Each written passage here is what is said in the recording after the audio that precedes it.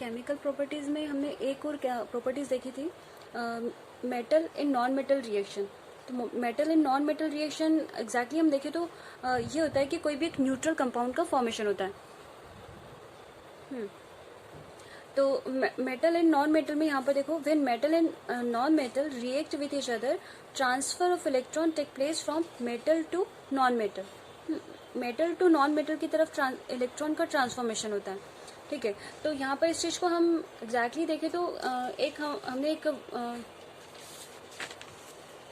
ये टेबल आप लोगों को याद है, इसमें हमने देखो मेटल, नॉन मेटल और ये हमारा नोवेल गैसेस है।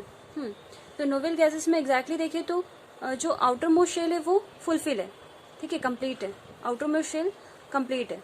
ऐसे ही मेटल में देखो आप लोग चेक करो, आउटर मोस्ट शेल में जो इलेक्ट्रॉन है वो 4 से कम है, मतलब 4 इलेक्ट्रॉन से कम इलेक्ट्रॉन प्रेजेंट है। यानी कि मेटल की टेंडेंसी क्या रहेगी, इलेक्ट्रॉन डोनेट करने की टेंडेंसी रहेगी।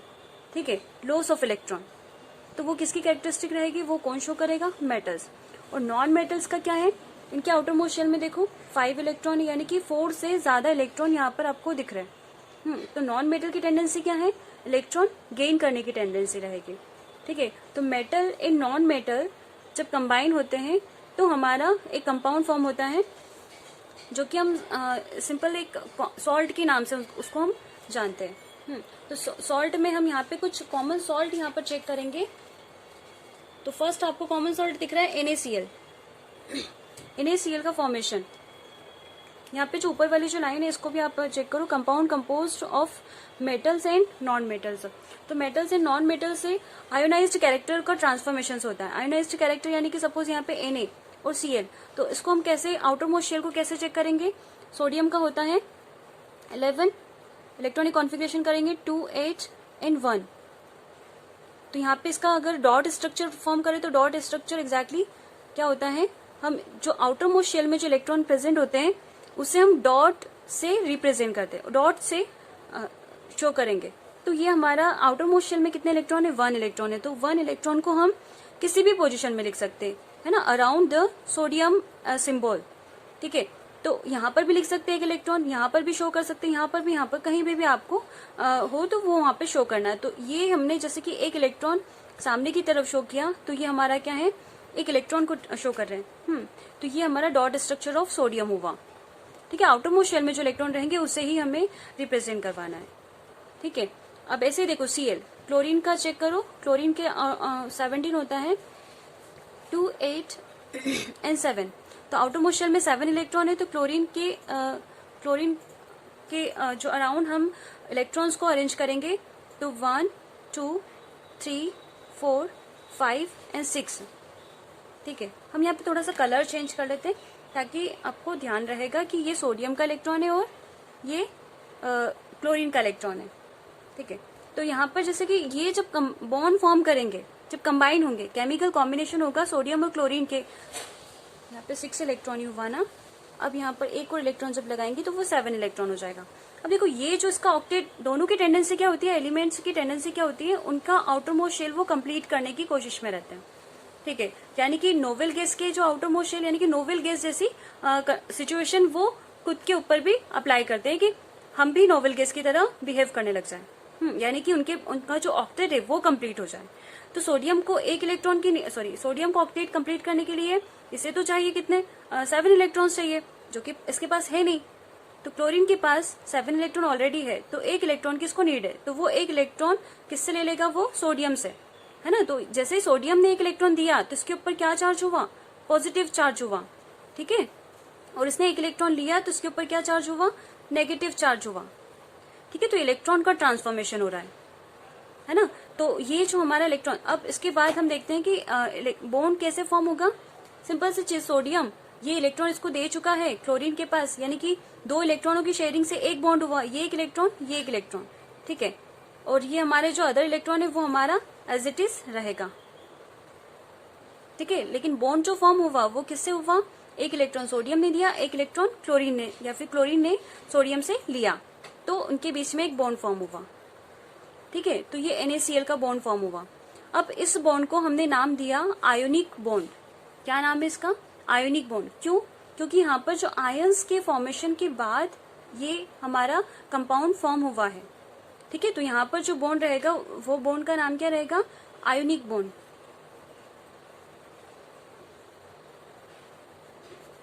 आयोनिक बॉन्ड कहते हैं, इलेक्ट्रोवैलेंट बॉन्ड भी कहते हैं, और इलेक्ट्रोवैलेंट। ठीक है, यानी कि आयंस की फॉर्मेशन से हो रहा है। ऐसे ही देखो, हम MgCl का भी फॉर्मेशन करेंगे। Mg मैग्नीशियम का इलेक्ट्रॉनिक कॉन्फ़िगरेशन करें तो इसमें 12 इलेक्ट्रॉन होते हैं, एटॉमिक नंबर 12। जितना एटॉमिक नंबर होता है उतना ही इलेक्ट्रॉन उसमें प्रेजेंट होते हैं। तो ये 2, 8 एंड 2, इसका इलेक्ट्रॉनिक कॉन्फ़िगरेशन करने के बाद में इसका डॉट स्ट्रक्चर फॉर्म करेंगे। तो डॉट स्ट्रक्चर क्या हुआ इसका? Mg का सिर्फ 2 इलेक्ट्रॉन हमने इस पोजीशन पर लिए। ठीक है, अब क्लोरीन का जो हमने पहले किया था वो ही रहेगा। क्लोरीन के पास 1, 2, 3, 4, 5 एंड 6 इलेक्ट्रॉन है, सॉरी 7 इलेक्ट्रॉन है, 7 इलेक्ट्रॉन है। ठीक है, अब देखो यहाँ पर कंडीशन क्या रहेगी? क्लोरीन को एग्जैक्टली 1 इलेक्ट्रॉन चाहिए। और यहाँ पर मैग्नीशियम के पास में 2 इलेक्ट्रॉन है, तो क्लोरीन को 1 ही चाहिए, तो क्लोरीन से 1 इलेक्ट्रॉन ले लेगा। क्लोरीन मैग्नीशियम से 1 इलेक्ट्रॉन ले लिया, इन एक और क्लोरीन आया।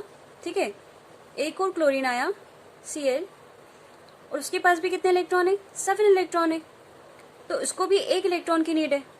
तो ये एक और इलेक्ट्रॉन जो फ्री था वो इलेक्ट्रॉन इस वाले क्लोरीन ने ले लिया। अब हमारा जो फॉर्मूला बना वो क्या बना? MgCl2। ठीक है, यहाँ पर जो चार्ज रहेगा एग्जैक्टली देखें तो मैग्नीशियम के ऊपर चार्ज क्या है? मैग्नीशियम के ऊपर चार्ज है 2 पॉजिटिव चार्ज है। ठीक है, क्या चार्ज है? मैग्नीशियम के ऊपर 2 पॉजिटिव चार्ज है। ऐसे ही क्लोरीन के ऊपर चार्ज की बात करें तो क्या होगा? क्लोरीन के ऊपर सिंगल चार्ज है, सिंगल नेगेटिव चार्ज है। ठीक है ना।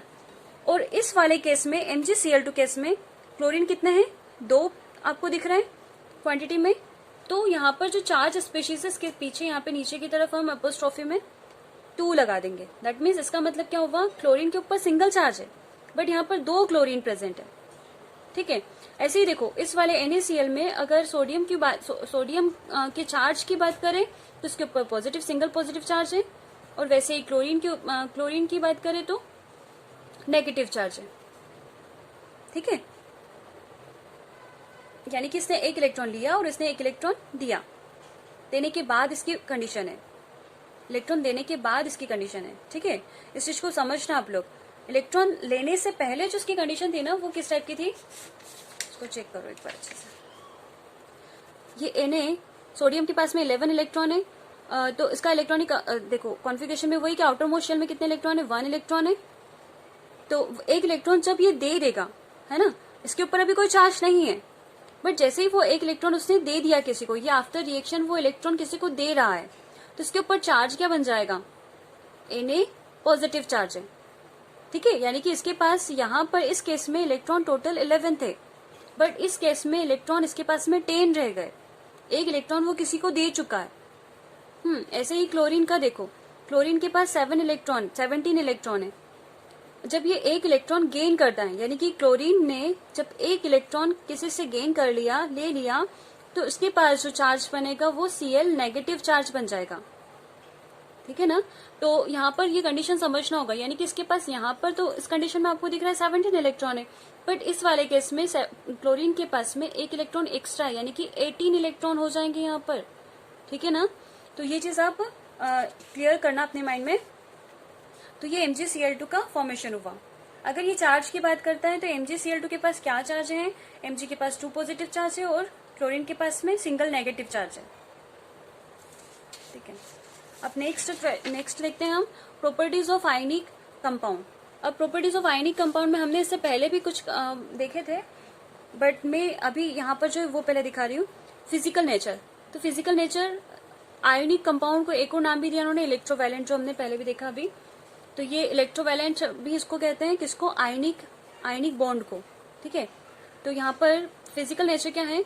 आयनिक compound are solid in are somewhat hard, यानी कि ये जो आयनिक कंपाउंड यानी कि आयनिक बॉन्ड जहां पर भी आपको दिखेगा, ठीक है, तो वो आयनिक बॉन्ड किस टाइप का होगा? जो कंपाउंड फॉर्म होगा वो सॉलिड होगा। और वो हार्ड भी होगा। जैसे NaCl सोडियम का जो क्रिस्टल होता है, सोडियम क्लोराइड का यानी कि कॉमन सॉल्ट का जो स्मॉल क्रिस्टल होता है, वो बहुत ज्यादा हार्ड होता है, ठीक है, और उसे मतलब इजीली ब्रेक नहीं कर सकते। ब्रेक करने के लिए हमें एक्स्ट्रा एनर्जी की नीड होगी।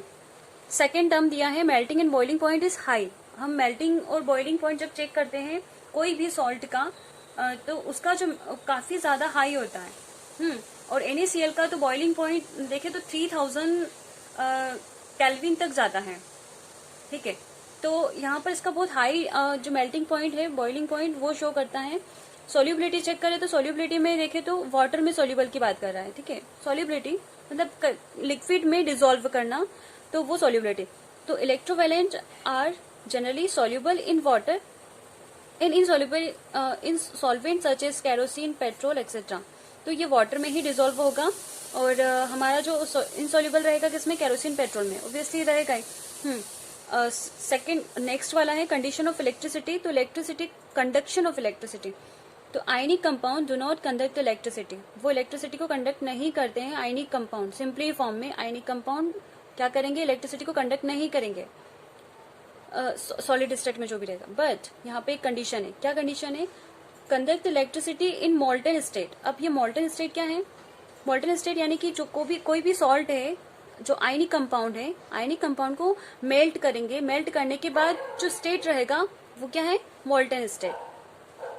और व्हेन डिसॉल्व इन वाटर, या तो मोल्टन स्टेट में वो इलेक्ट्रिसिटी कंडक्ट करेगा, या फिर वाटर में जब उस सॉल्ट को या फिर जो आयनिक कंपाउंड है उसे हम वाटर में डिसॉल्व करेंगे तो हमारा इलेक्ट्रिसिटी कंडक्ट होगा। ये हमने इससे पहले एसिड बेस में भी हमने चेक किया था। एक एक्टिविटी के थ्रू हमने देखा था इलेक्ट्रिसिटी कंडक्ट होती है उसमें, ठीक है। तो ये चीज क्लियर हुआ आप लोगों का। अब नेक्स्ट हम क्वेश्चन पर आते हैं।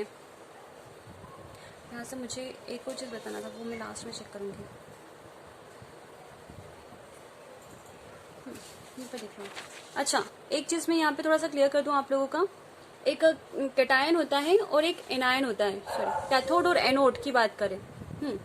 यहाँ पे लिखना कैथोड, एनोड। अब कैथोड मीन्स क्या होता है, कैथोड मीन्स रिडक्शन, और एनोड मीन्स क्या होता है, ऑक्सीडेशन। एक जनरल नॉलेज है जो आप लोग समझ लेना इसको। तो कैथोड मीन्स एग्जैक्टली क्या लिखेंगे, रिडक्शन मीन्स क्या होता है, रिडक्शन मतलब कि गेन ऑफ इलेक्ट्रॉन,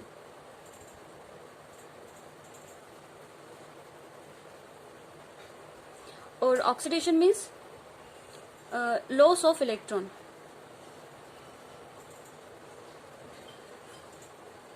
ठीक है, ये चीज हम पहले भी पढ़ चुके हैं।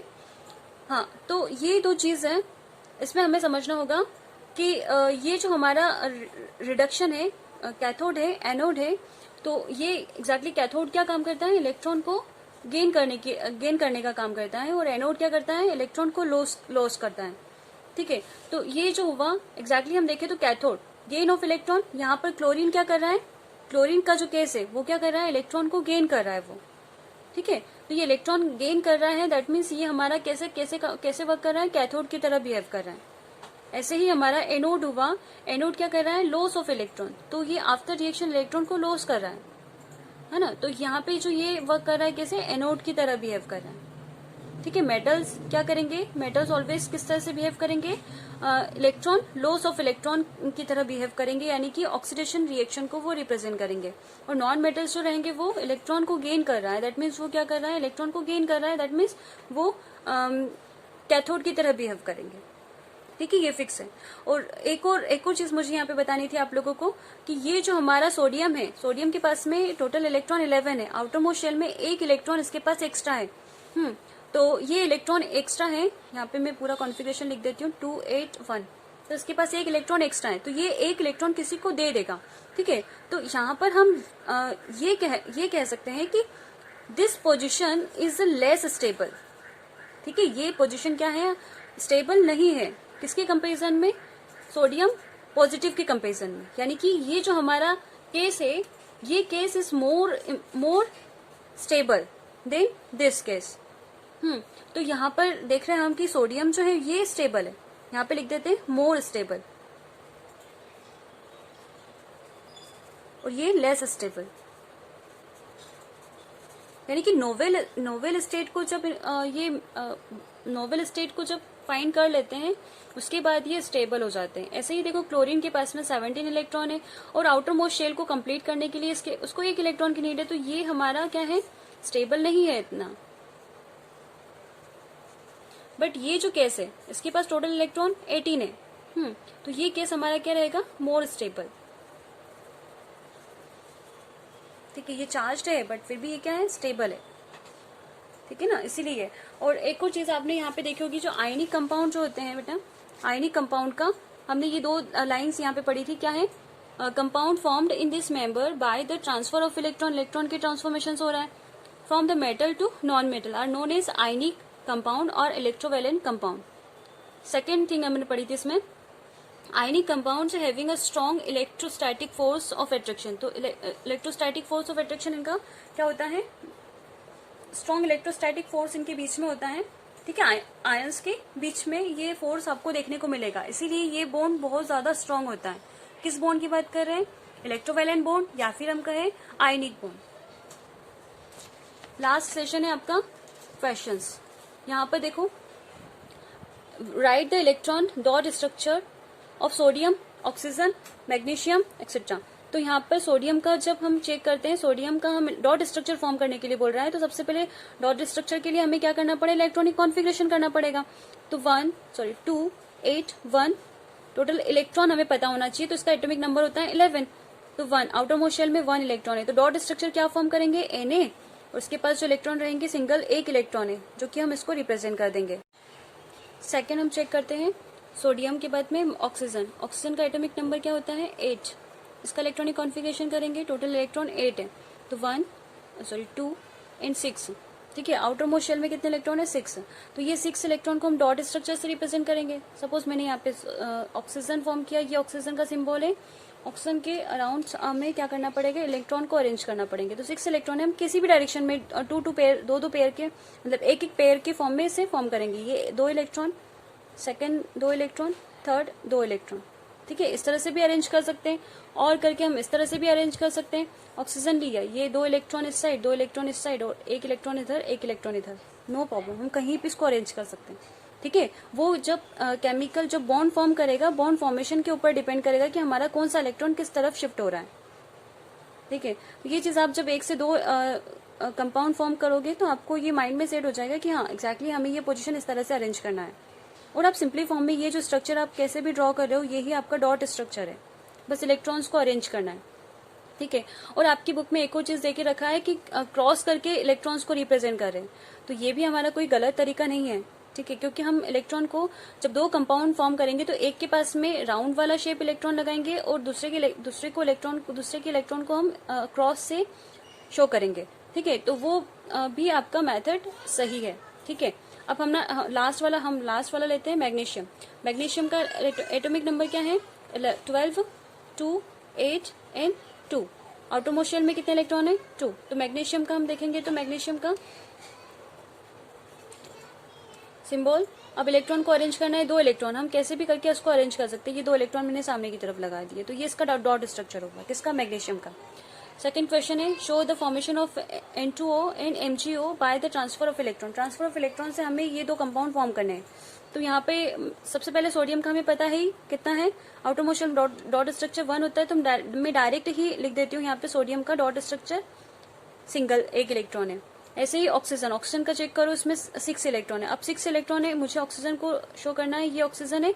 अब इसके इलेक्ट्रॉन को मैं क्रॉस से इसको डिनोट करूंगी। ठीक है, ये 2 इलेक्ट्रॉन है, अगेन 2 इलेक्ट्रॉन है, और ये 2 इलेक्ट्रॉन है। अब देखो इसका ऑक्टेट कंप्लीट करने के लिए इसे कितने इलेक्ट्रॉन चाहिए, ऑब्वियसली यहाँ पे दिख रहे हैं 2 इलेक्ट्रॉन। ऑक्टेट 8 इलेक्ट्रॉन कब होंगे, जब इसके पास 2 इलेक्ट्रॉन आएंगे। तो 1 इलेक्ट्रॉन इसने इस वाले क्लोरीन से लिया, सोडियम से लिया, और एक और सोडियम आया, उसके पास भी 1 इलेक्ट्रॉन प्रेजेंट था, और उससे 1 इलेक्ट्रॉन लिया। अब इसके बाद हम फाइनल स्ट्रक्चर इसका क्या देखते हैं, N2O।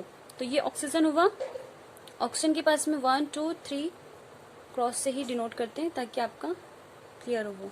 ठीक है, तो यहाँ पे एक सोडियम इस तरफ है Na, और एक सोडियम इस तरफ है, तो ये दोनों के पास में 1 इलेक्ट्रॉन थे, और इन्होंने बॉन्ड फॉर्म किया, और ये बॉन्ड किस तरह का फॉर्म हुआ, Na O Na, ठीक है, ये 1 2 3 4, ये इस तरह का बॉन्ड फॉर्म हुआ।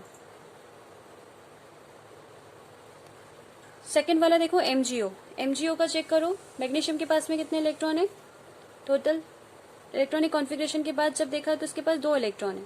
ऑक्सीजन के पास कितने इलेक्ट्रॉन है, 2 3 4 5 6। अब देखो ये मैग्नीशियम है, इसके पास ऑक्सीजन के पास में 2 इलेक्ट्रॉन की नीड है, तो ये मैग्नीशियम इसको 2 इलेक्ट्रॉन दे देगा, ठीक है। तो ये ट्रांसफर, इलेक्ट्रॉन का ट्रांसफॉर्मेशन हो रहा है, तो यहाँ पे 2 इलेक्ट्रॉन ये किसको दे रहा है, ऑक्सीजन को दे रहा है, ठीक है। तो आफ्टर रिएक्शन इसका क्या बनेगा, Mg डबल बॉन्ड O, ठीक है। तो यहाँ पर ये हमारे देखिए तो 6 इलेक्ट्रॉन एग्जैक्टली ऐसे ही शो हो रहे हैं, ठीक है। अब यहाँ पे चार्ज की बात करें, देखो यहाँ पे पूछा है इसने what are the ions present in this compound. तो यहाँ पे कंपाउंड में जो आयंस प्रेजेंट है वो किस तरह के आयंस है, मैंने आयंस का भी आपको दिखाया अभी थोड़ी देर पहले। तो वो सोडियम के ऊपर जो चार्ज है N2O में, देखो सोडियम के ऊपर चार्ज क्या है, इसी कंपाउंड की बात कर रहा है ये ना इस क्वेश्चन में, दीज कंपाउंड। तो ये दीज कंपाउंड इसकी बात कर रहा है। तो यहाँ पर सोडियम के ऊपर चार्ज क्या है, सोडियम ने 1 इलेक्ट्रॉन दिया था ना, इसे ट्रांसफर कितने इलेक्ट्रॉन का होता है, 1 इलेक्ट्रॉन का। तो सोडियम के ऊपर चार्ज क्या है, सिंगल चार्ज है यहाँ पर। बट केस क्या है, कितने सोडियम ने इलेक्ट्रॉन दिया, यहाँ पे 2 सोडियम ने इलेक्ट्रॉन दिया, तो यहाँ पे अपोस्ट्रोफ में 2 लगा देंगे। ऐसे ही ऑक्सीजन की बात करें तो ऑक्सीजन के पास में कितने इलेक्ट्रॉन है, टोटल 6 इलेक्ट्रॉन थे। अब इसने आफ्टर रिएक्शन इसने क्या किया था, 2 इलेक्ट्रॉन लिए थे, तो 2 इलेक्ट्रॉन की इसने लिया, दैट मीन्स इसके ऊपर चार्ज रहेगा 2 नेगेटिव चार्ज, ठीक है। तो ये इसके ऊपर चार्ज को शो कर रहा है। अब सेकेंड हम इसकी बात करें MgO, तो मैग्नीशियम, ये हमारा फर्स्ट पार्ट कंप्लीट कर लिया। सेकेंड MgO, तो मैग्नीशियम के ऊपर क्या चार्ज है, इसने 2 इलेक्ट्रॉन दे दिए, डायरेक्ट दे दिए, तो 2 इलेक्ट्रॉन दिए, दैट मीन्स 2 पॉजिटिव है। ऐसे ही ऑक्सीजन की बात करें तो 2 नेगेटिव है। नेक्स्ट क्वेश्चन है why the ionic compound have high melting point. तो आयनिक कंपाउंड मेल्टिंग पॉइंट क्यों शो करेगा, हाई मेल्टिंग पॉइंट क्यों शो करेगा, because ionic bond are very strong.